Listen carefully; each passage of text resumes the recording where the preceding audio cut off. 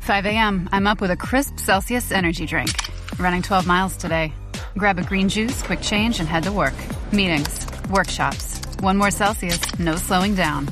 Working late, but obviously still meeting the girls for a little dancing. Celsius. Live, fit, go. Grab a cold, refreshing Celsius at your local retailer or locate now at Celsius.com.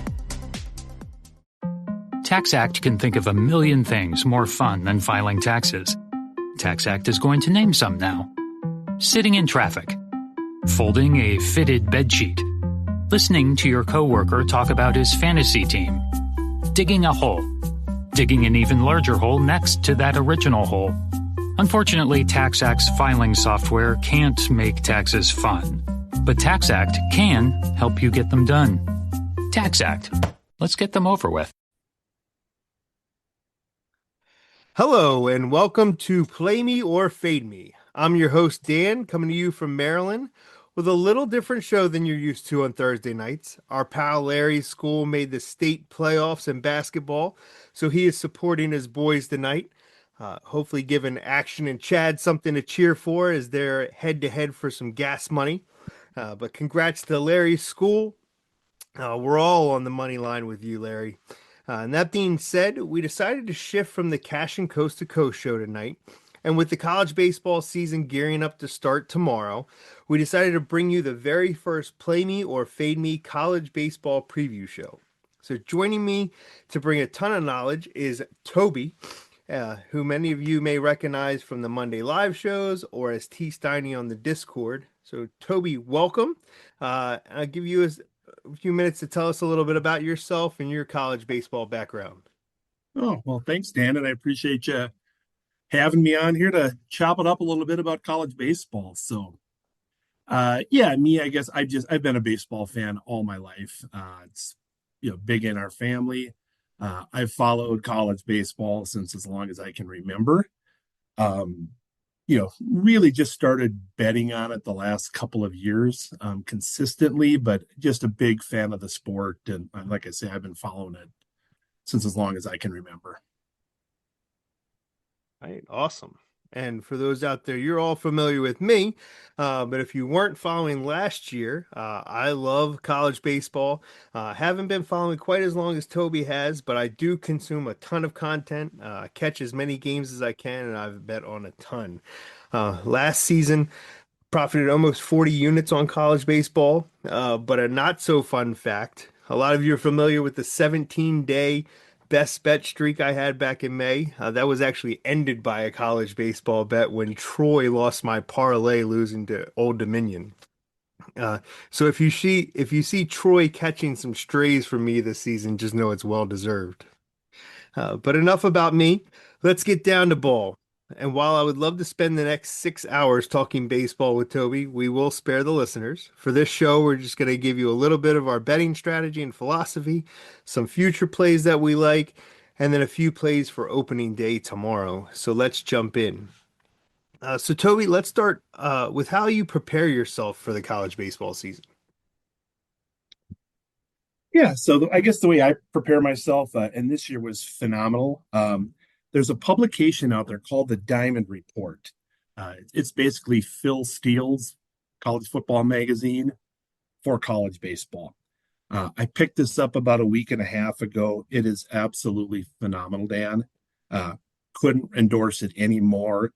It's just full of the top players, the players that left, key transfers, depth charts, lineup schedules. I believe it's even got field dimensions, which is kind of neat information to have. So that would be the first place I would start. I think it's about $20. Otherwise, you just got to get on the internet and research, like with any sports handicapping. That's kind of how I get started. Yeah. And I will second you with the Diamond Report. I picked it up myself about a week ago. And not to repeat everything you said, but I mean, I couldn't imagine there being much more information you need that's not in there. One of the contributors for that, Noah Bieniek, follow him a lot on Twitter. He's also on the SGPN College Baseball Experience podcast. Um, and then a couple guys that got me into college baseball, John Bowman and Alan Bell over at Driving the Line. They put out a lot of great content too. But yeah, I spent a lot of time in that Diamond Report this year. Um, so so Toby, unfortunately, a lot of college baseball isn't as easy to follow as the NBA. So during the season, how do you keep up with it? Yeah, well, I'm kind of fortunate. I don't know what the heck kind of a TV package I have, but uh, I get a lot of games. On a Friday, Saturday night there, I mean, I could have 30, 35 games to watch through all the different conference channels and the ESPNs. I got a nephew that plays, D1 ball for Arkansas State. Not exactly a blue blood, and I would say 50% of his games are televised that I can watch. So I'm fortunate. I do get a lot of games. Otherwise, again, I'm just on the web following box scores. Trying to keep track of who pitched and who didn't pitch, and what the weather's doing. So uh, again, as with anything that you're sports betting, you just got to put in the time and put in the work. Sure. Are there any websites that you particularly lean to? Nothing that would be I mean, just ESPN, just going on there again, looking at box scores, looking at standings, you know, trying to find out who is the biggest thing with the college baseball is just trying to figure out who the heck's pitching and whose arms are ready. And, that stuff's a lot harder to find than it is with the, info for the major leagues. Sure. Yeah, and I'm also fortunate to be able to catch some. The cable box we picked up last season allowed us to watch a lot of games. I love D1baseball.com. Has a ton of info that's available for free. They also do have some pay packages, and their writing and coverage of baseball is fantastic. But even the free version is excellent. And then a couple mobile options for apps. Victory Plus and Flow Sports have some pretty decent content on there as well to be able to watch games on the go. Uh, uh, so the next thing we'll move into is just some quick differences. College baseball is obviously different than MLB, and especially when it comes to betting, as well as differences from other sports. So, Colby, any differences that you want to touch on? Well, sure. I think the main difference, just as far as a product on the field, is I do believe that college baseball teams they have an identity. And once you start watching games and you get into the sport and gain some knowledge, you'll be able to see that. Some teams are just full of boppers and they're just trying to hit the ball out of the fence. Some teams, they're built on speed and defense, and they built and customized their rosters based on that identity. So I think that's important. Again, once you get into the sport, just trying to understand, it's no different than college football or college basketball, right? I mean, some teams are a pound Big Ten smash mouth. Some football teams are four wide and they want to score 50 points on you. So I think just understanding the identities within the different teams is very important. And there are also obviously differences in what you can bet on and how you can bet, but I'll throw that back to you to talk a little bit about the betting options and differences there. Sure. Yeah. So, I think the biggest difference is the scarcity of things to bet on. So when it comes to college baseball, it's mostly money line, run line, total. Um, where MLB, you can bet on just about anything. Once you get into the playoffs for college basketball, things do open up a little bit. You'll start to see some first 3 inning bets, first 5 inning bets, things like that. I live in Maryland, so I get no college player props. Um, I have heard that some states do have some college baseball player props, but I don't get any of that, unfortunately. Uh, Another difference is how the season flows. So in Major League Baseball, you have mostly 3 game series. You'll have some 2 games, some 4 games. With college baseball, You typically have weekend series, so you'll have a three-game weekend series, especially when you get into conference play. Those weekend series are usually in conference. And then you'll have single weekday games. So a lot of teams, you'll have the bulk of them on Wednesday, but some teams will play scattered throughout the week. But uh, your ace of your pitching staff typically pitches on Friday. So that's a term you'll hear a lot is the Friday starter. That's usually the ace of the team. Uh, and that becomes important, especially once you get into conference play, because you're starting. Uh, that's your almost like your opening day starter for the weekend as you're facing an in-conference rival. Uh, so that's also important to know. You know, um, having the aces pitch on Friday, typically you'll see lower score games on Friday. Your midweek starter, so that one-off game that's usually an out-of-conference game. A lot of those are kind of regional, but that's typically the team's fourth starter, or maybe they're pulling a guy out of the bullpen for a spot start. So you'll see those being higher scoring games usually. But those are some of the biggest differences I see. Um, when it comes to the lines, as I said, there's a lot less lines. Um, the also a big challenge is just when the lines are released. So we have opening day coming up on Friday, um, and typically like Major League Baseball opening day, those lines will usually be out several days in advance. DraftKings is usually the first to post, as they were this morning. I was pleasantly surprised to wake up and found about 20 lines this morning on DraftKings. Just before I jumped on, I was just starting to see some lines at other books popping up. But typically, you're lucky to get a few lines the night before. Usually, lines start becoming available the morning of games. And then some games lines aren't even posted till maybe an hour or two before the game. So, uh, Toby, when you're betting, because of those that lag on the lines, how do you go about navigating that challenge? It's hard.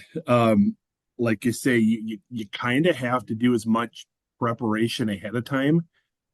Just as far, especially if you're on game two or game three of that weekend series. And again, going back to who pitched, what bullpen arms were used, weather. I mean, obviously, we're getting going this weekend. Is it 40 degrees with a 15-mile-an-hour wind blowing in, or are we, 80 degrees with the wind blowing out? So I think just having as much of that prep done ahead of time so you kind of know which direction you might be going. Because, like, you said, some of these games, I mean, you might get a line 30 minutes before first pitch, which makes it really tough. So I think just getting as much of your preparation done ahead of time, it's the only it's the only way to have any sort of success. Sure. Yeah, and I one thing I picked up last year, I forget who exactly it was to talk to. I'll just get a list together of some teams I want to back based off of either who they're playing or who their starting pitcher might be, who might be on a roll at that period and want to ride the hot team, or a team I want to fade. And then you just hope for the best when those lines come out that uh, you're not hit with some crazy juice.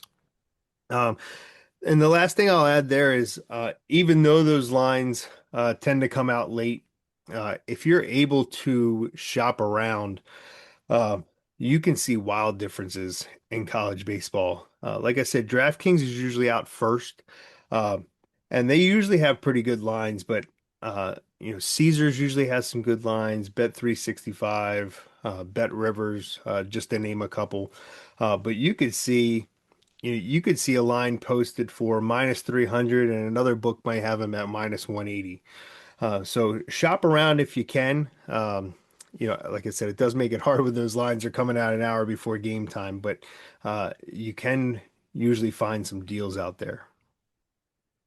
Um, and then uh, when it comes to grading out your teams or who you want to back, we hear Action talk a lot about uh, great pitching beats great hitting. Is there one you usually look for to fade or follow? Well, to Coda Capper Kyle's going to be happy with this answer. I like balance. I will say this though, Dan. I mean, once it gets to the postseason, I'm looking for pitching. Hmm. And I'm specifically looking for, I mean, I think you mentioned it. I'm looking for that front line pitching.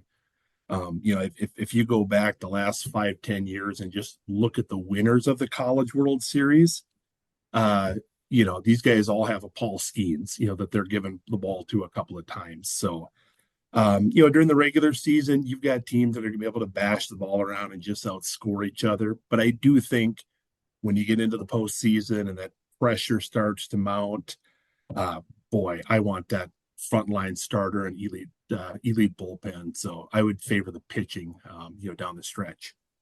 Sure. Yeah, and a great example of that was last year. I mean, the two teams that played for the championship, LSU and Coastal, both of those had fantastic pitching staffs.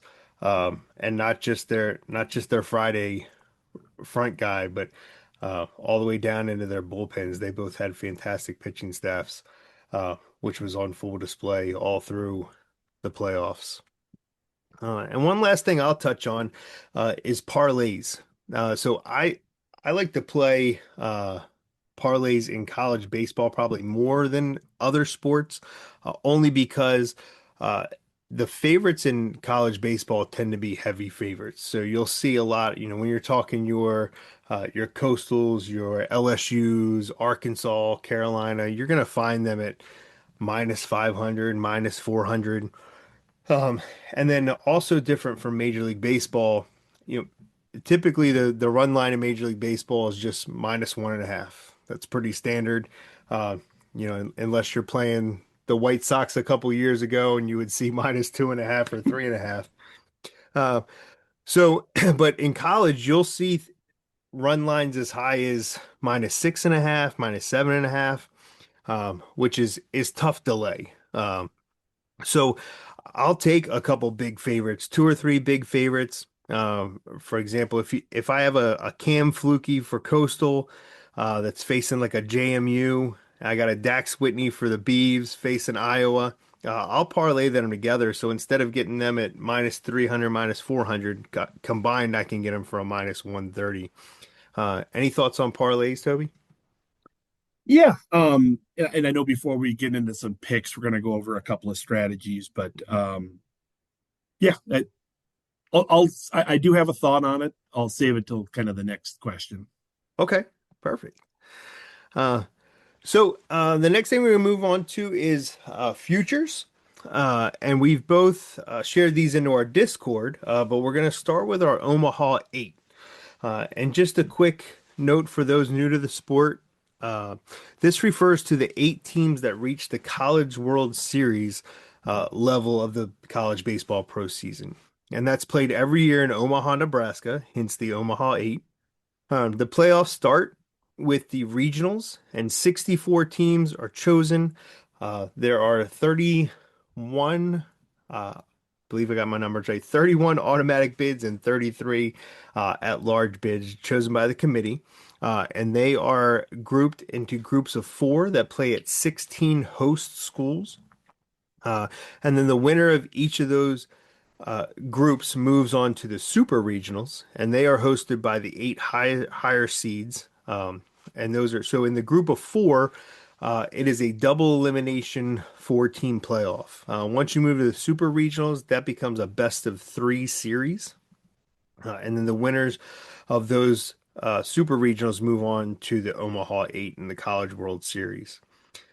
So with all that out of the way, Toby, who did you like for your Omaha 8 this year? Yeah, so I'll rip through these pretty quickly. I came up with UCLA, Texas, LSU, Oregon State, Texas Tech, Florida, Florida State, and TCU. Awesome. And we did have some some synergy there. I had Arkansas, Georgia Tech, Coastal Carolina, LSU, North Carolina, Oregon State, Texas, and UCLA. So of your Nice. eight, Toby, who did you pick for your champion and any other ones you wanted to highlight? Yeah. So I do like your list too. Just to go over a couple of, like my last few off. I do like North Carolina. I do like West Virginia, Santa Barbara, Georgia, Miami. Those were probably my last five off. And if we wanted to get into some sleepers, I have three written down. I have Troy, Dallas Baptist, and Cal Poly. My national champion, I went with the Texas Longhorns. I think I actually placed a ticket on them about 3 days ago. I got them at 17-1. Surprisingly, I think they were the fifth or sixth betting choice. So feel pretty good about that. But yeah, I'm on Texas. Awesome. And for my champion, I went with Coastal Carolina. So I was telling you before the show, I'm a big fan of Coach Snall and what he did last year with the Chanticleers. I love their Friday starter, Cam Flukie. Uh, I think he has what it takes to be the best pitcher in the country this year. He had a phenomenal season last year. Looking for him to continue to build on that. Their pitching staff, as I said about the team last year, top to bottom, they have a fantastic starting rotation. They have a fantastic bullpen, and they also have the disciplined bats that can get them station to station. Um, I also had a couple teams that I had just outside of my eight. TCU, I think they're going to have a strong year. Georgia and Southern Miss. Some long shots. I had five long shots. Austin P, Missouri State, Nevada, Bryant, and Bethune-Cookman. Um, I think could make some noise. Uh, and I have some long shot bets on them to make the Omaha Eight. So we'll see how those play out. Uh, Moving on to conference champions. Now there are I think there's about seven conferences that have some futures up for the conference champion. Those will be the regular season champion, not the tournament champion. So those will usually come out once the tournaments uh, get close to being set, and those teams get set. But the bets that are available right now for conference champions refer to the regular season champions. Uh, any that stood out to you this season, Toby? Um, yeah, hang on there. I just dropped my sheet on the ground. Well, I'll just go real quick, kind of. I like Georgia Tech in the ACC at 6-1. They're the third betting choice. I'm also high on Miami this year, and I think they are about 11-1, the ninth betting choice. Looking at the Big Ten, I'm chalk there. It's UCLA and nobody else. I was seeing UCLA at a plus 120 a couple of days ago, which I thought was just phenomenal. I think they're going to run away with this conference by multiple games. In the Big 12, I'm also going chalk. I like TCU at a plus 400. And then I also like Kansas at 11-1, and they were the seventh betting choice. In the Big West, I like Santa Barbara a lot. They were at a 240, and they were the second betting choice right after Irvine. What else we got here? Conference USA, Dallas Baptist. Again, they're the chalk. They're minus 130. I don't see anybody in that league that's going to give them much of a threat. And then the granddaddy of them all, I guess, the SEC. Obviously, my national champion is Texas, so I do like Texas at plus 400. I believe they were the fourth betting favorite. I also do like Florida. I think they're very live to win that league. They're at a plus 2,000 or 20-1. They're the 10th betting favorite. And the other thing I will say is the SEC set schedule, when I was kind of going through it, very unbalanced. And it appears, and if you go through the Diamond Report and go through some other publications, that Arkansas got a very favorable schedule. And I do think that's reflecting in their odds. So in a conference, as deep as the SEC, it's just hard for me to lay the chalk there. But yeah, I mean, I think I went through 5 or 6 conferences there, but that's kind of the way I'm seeing things out of the gate, Dan. Sure. Yeah, so we agree on several. I also have a ticket on Georgia Tech to win the ACC, which I know this is an audio podcast, but I'm sitting here in a North Carolina hat, and yes, I did take Georgia Tech to win the ACC. I do think North Carolina is going to make it to Omaha, so I still have that ticket. Um, in the in the Big Ten, I agree with you. I think it's UCLA and nobody else. Um, if you're interested in making that play, I'm seeing that as a plus 100 right now. So maybe your last chance to grab that at plus money before they go and win big tomorrow. Uh, in the uh, in the Big 12, I have TCU, but I'm with you. I think West Virginia could have a big season. It's going to be tough to go up there and play up in the mountains, so they can make some noise. Uh, I also like UC Santa Barbara, uh, although as kind of a not quite as big of a long shot, but I like Hawaii to make some noise as well. I like to see them do something this year, make a run. Uh, in the SEC. I like Arkansas. I know that's the chalk, but like you said, the schedule's almost set up for them to win. But some others I like there, Mississippi State, uh, and Kentucky at a longer shot. Also Georgia, if Georgia can find some pitching, if their pitching can come through for you this year, uh, they can mash with anybody. So they could make some noise in the SEC. All right. And then Golden Spikes. Any thoughts on Golden Spikes? Yeah, I got a couple names written down. And for those of you that don't know the Golden Spikes, I mean, that's the Heisman Trophy of college baseball. So typically it's a field position award. Uh, it did, typically does not go to pitchers. Again, Paul Skeens did not win the Golden Spike, so that's all you need to know there. So it's kind of a publicity award. You got to play on one of the big high-ranked team that's going to be getting a lot of ink and a lot of views. So kind of a chalky pick, but I love Drew Burress for Georgia Tech. This might be the best offense in the entire country this year. I mean, they are going to score and score and score.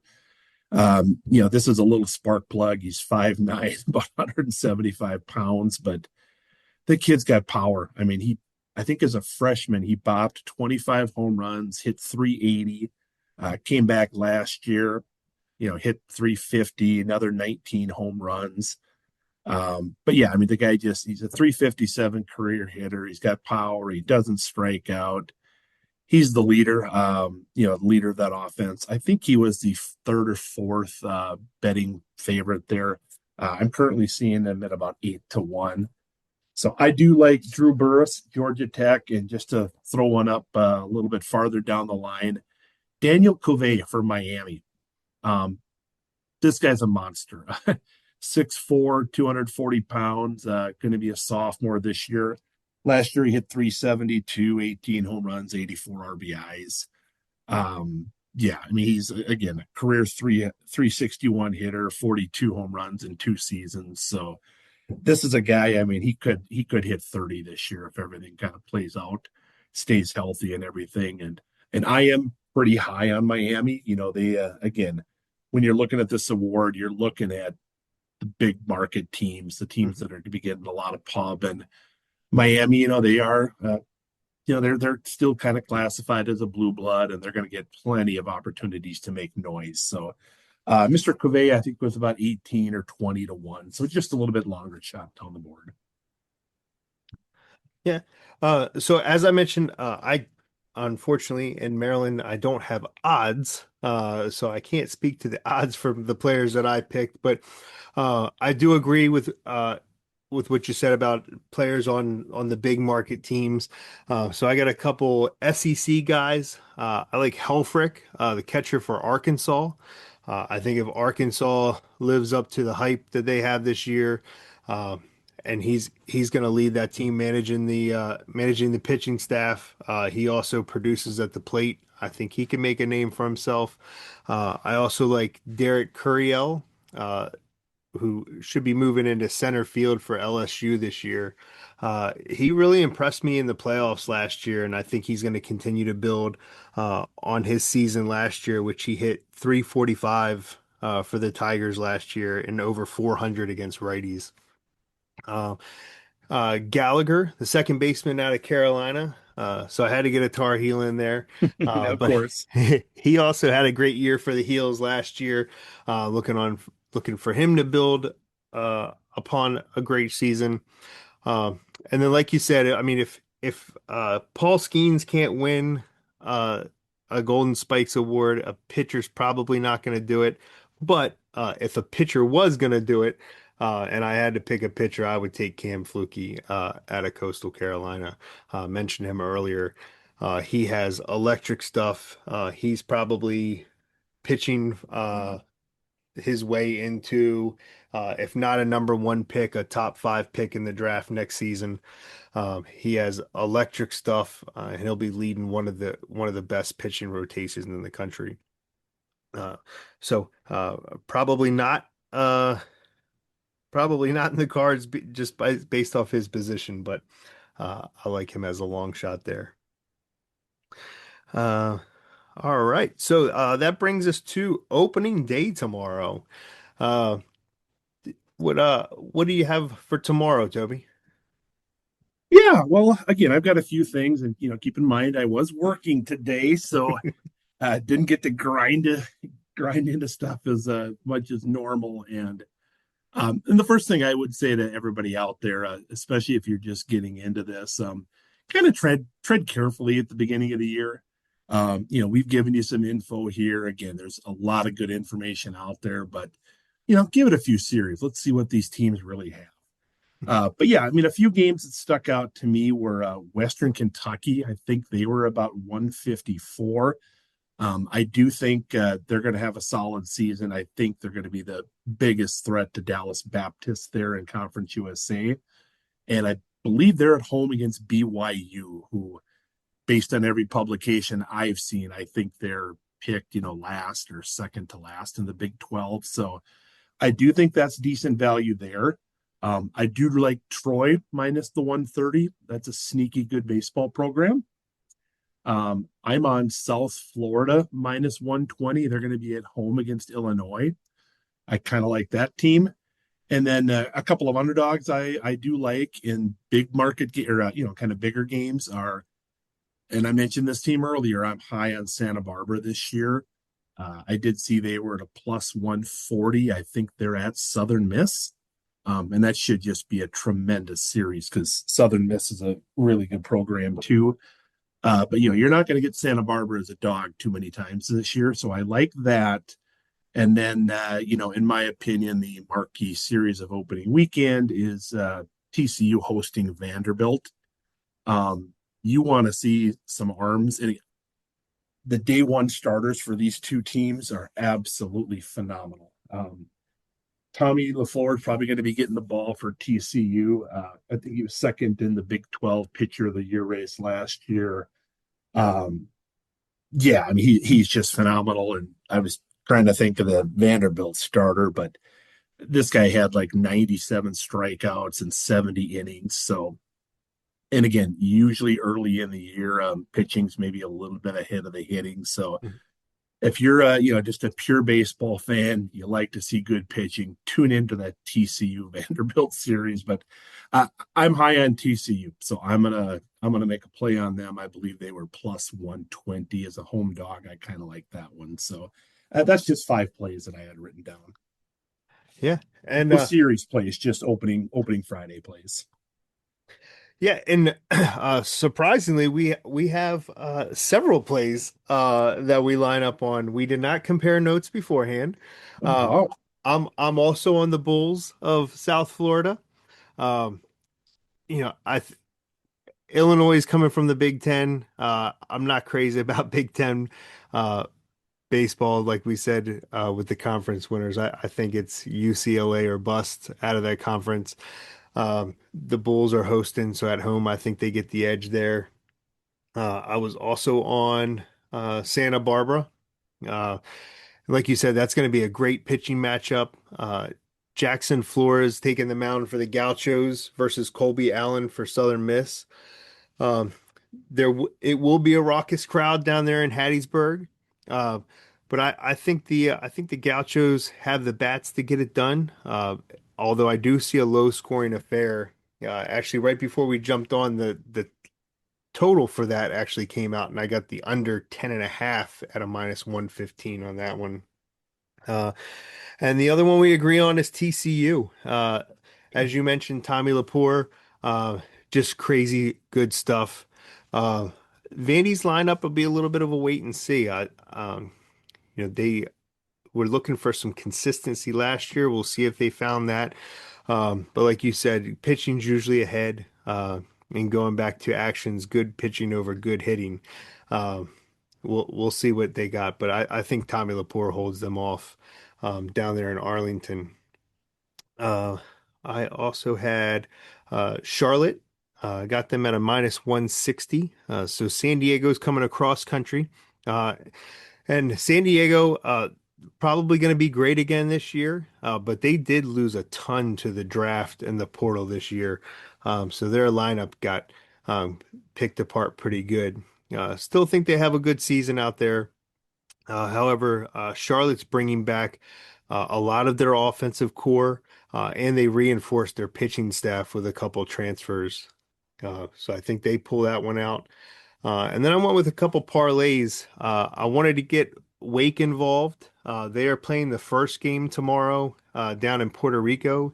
And that first pitch, I believe, is at 9:30 in the morning Eastern time. But they were, I think, somewhere around 380, or I'm seeing them 250 on the money line right now, minus 250, which is a little rich for me. So I paired them with ECU. The Pirates will be throwing Ethan Norby, who will be up there in conversations for pitcher of the year, especially going through the American Conference. Got that parlay at a minus 108. And then I went with one final parlay, just a big favorites parlay. All three of these teams are coming in well over minus 300, with Oregon State, North Carolina, and Kentucky. And those parlayed together gave it a plus 136. So just taking a couple big programs to get the season started on the right foot. All right, so I think that concludes our plays. Any other information or knowledge you want to pass along for us, Toby? Um, yeah, I know we're running a little long here, but just a couple things if you want to classify this as like betting strategy. You had mentioned kind of the way the college baseball schedule is laid out. One of the things that I look for is those midweek game overs. In my experience, they can't make these totals high enough. I mean, you're going to see 14 and a halves, 15, 16 and a halves. Like Dan said earlier, these teams, they're saving their top arms for those 3-game weekend series, which are conference games.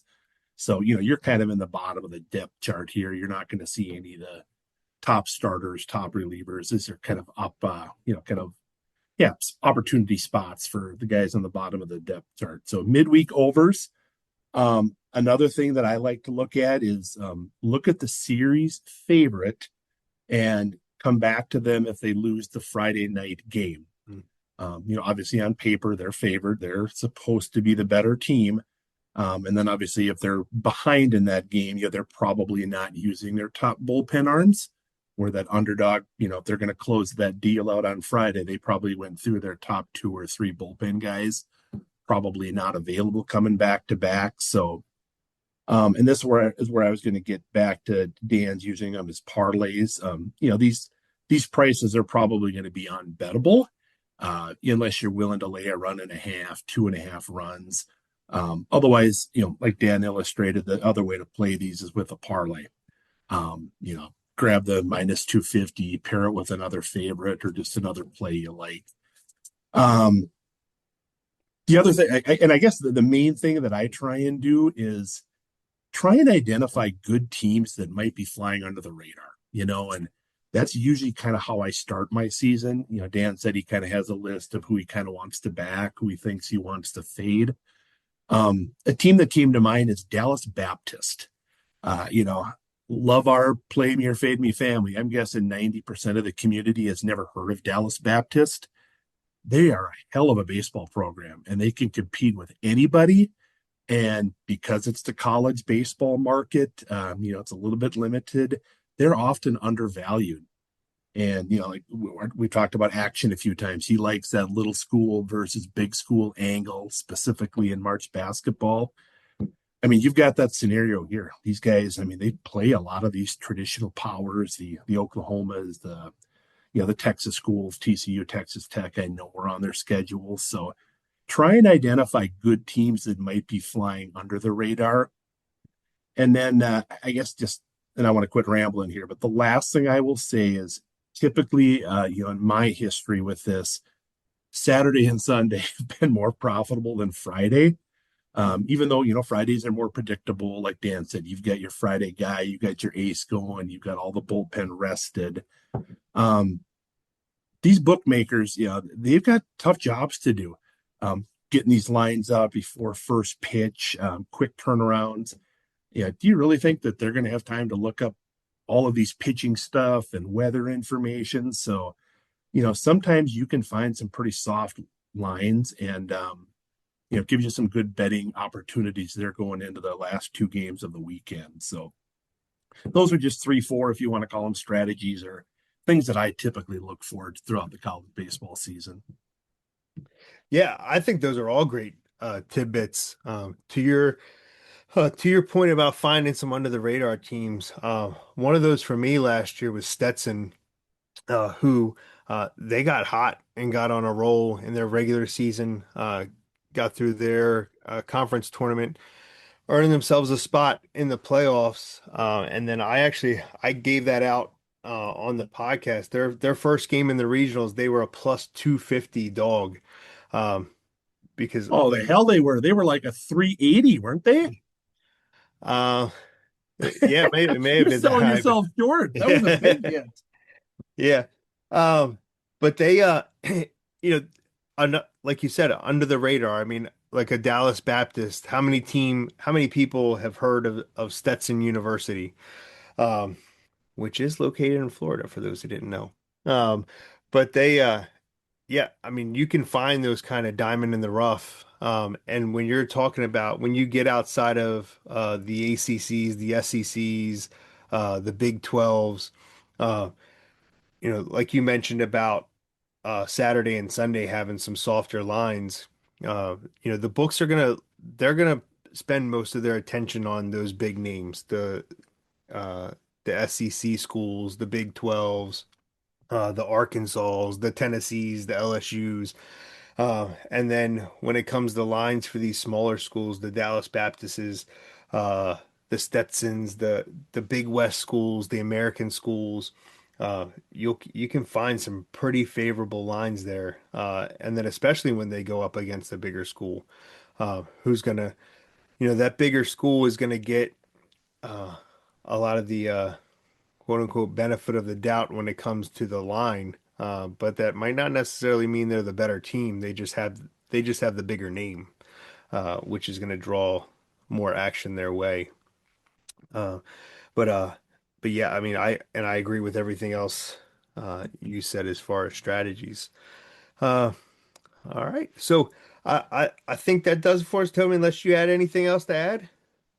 No, again, just thank you for reaching out and giving me the opportunity to chat a little college baseball. This has been fun.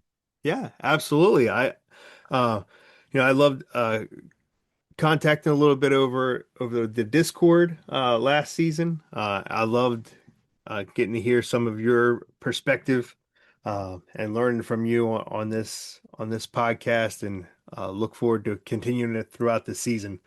I mentioned the Discord a couple times, and for those who have any questions, feel free to reach out to us on Discord. That's what I love about our Action Junkies Discord.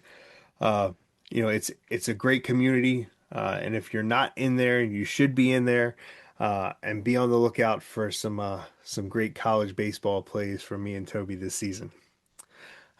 So that'll do it for us. As Action says, enjoy the games, enjoy opening day tomorrow, manage that bankroll, don't chase money, and let's cash some tickets together. Good luck, everyone.